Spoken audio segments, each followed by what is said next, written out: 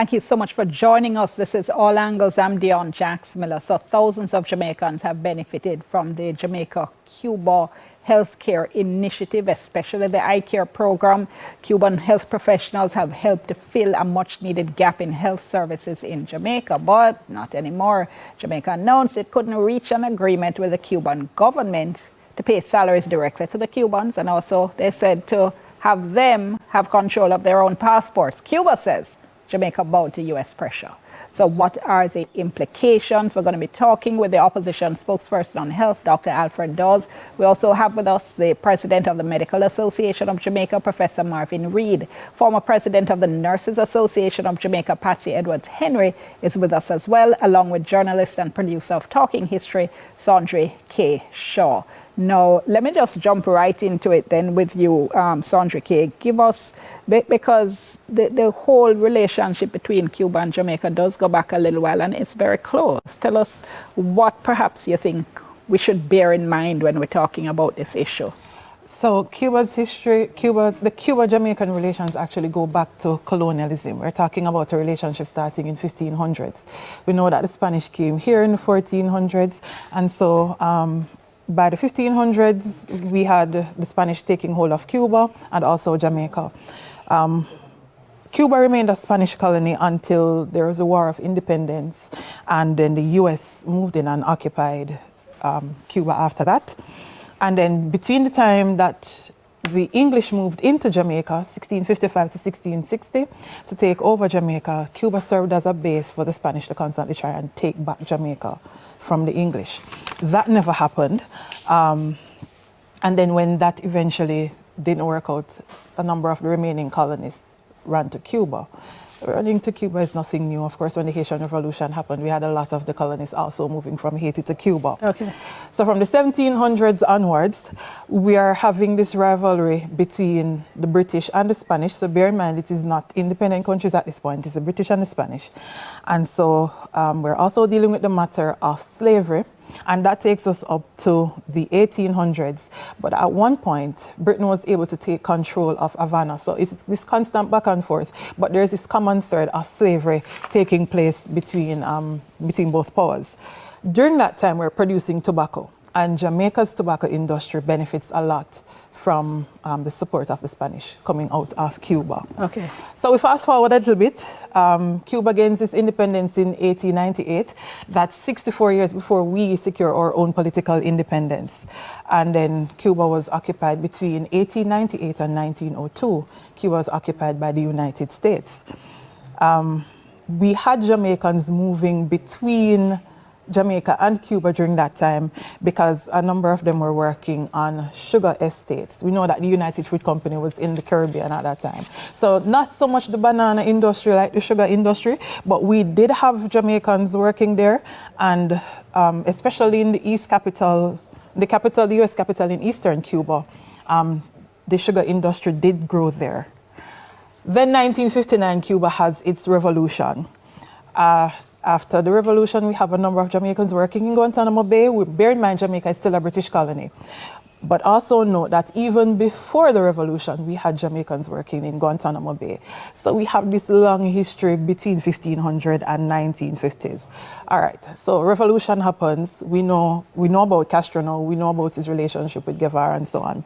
So we come to the 70s, and we're talking about diplomatic relations.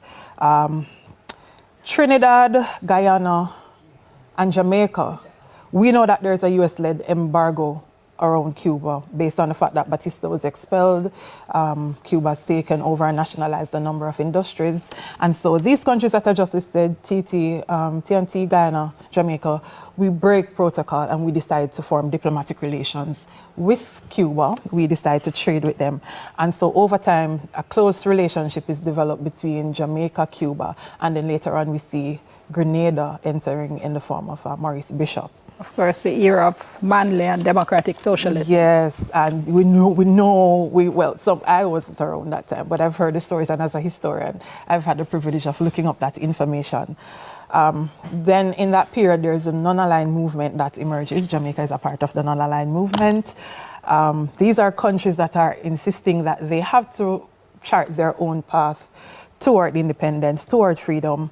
And they want to do it independent of the United States, but they also want to do it independent of the Soviet Union. And we know the Cold War was happening in the 1950s, so everybody's fighting to see who's going to align themselves with which power. We're trying to go down the middle.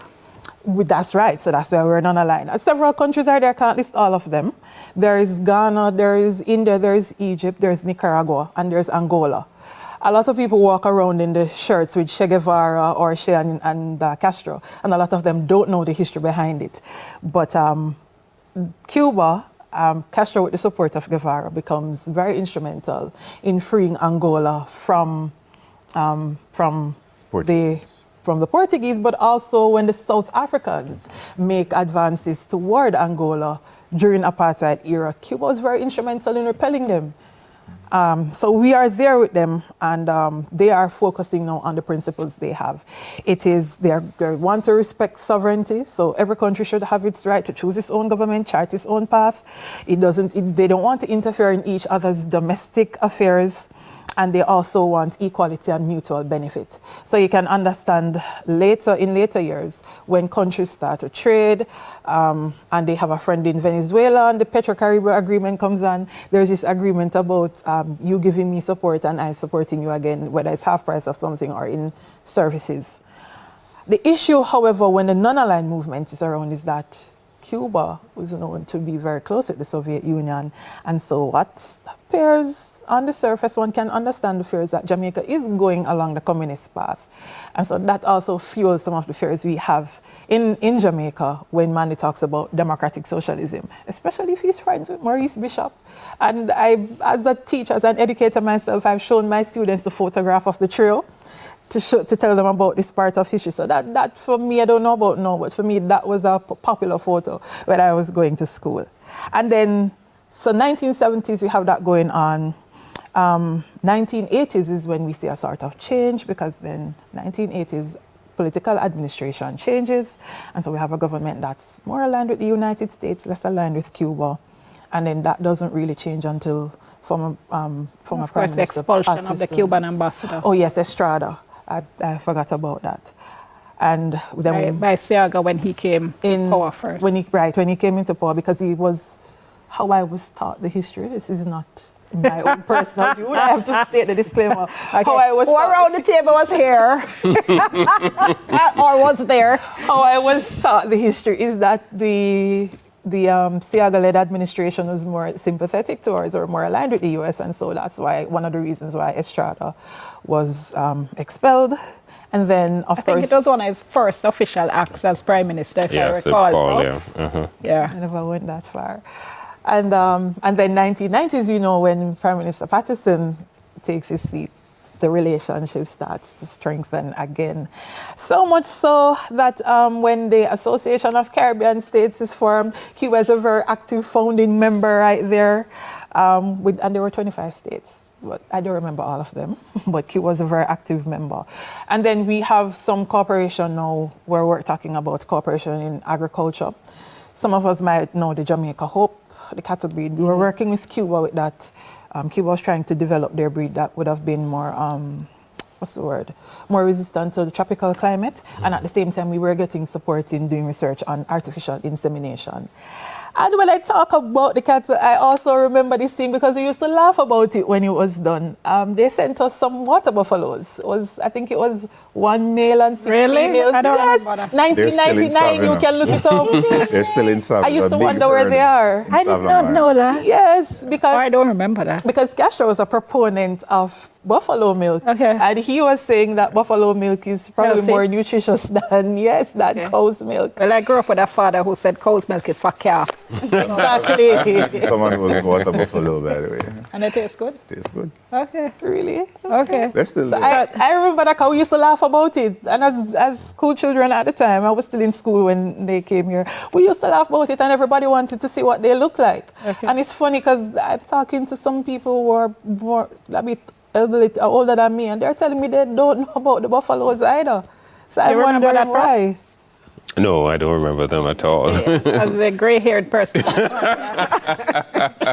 I look to you anytime I want to make a reference there. But at the same time, of course, we had the medical corporation. Probably Right. want to comment on that very quickly, because that grew as well over the years. Yes, that and a has big grown. part of what we've been hearing. Yeah, so as you know, the human health force system in the public sector has always been challenged. And so to help resolve some of those challenges, Jamaica had gone out to seek help. And Cuba was one of those countries that assisted or helped us in that regard. But it's not just only that, you know. You must recall that Cuba is also very big on education. So during that era, they helped our Ministry of Education in terms of building schools and so on, and they provided scholarships. Right, Jose Marti, they provided scholarship. G.C. Foster. For students to go to Cuba, as well as for Cubans to come here and teach Spanish.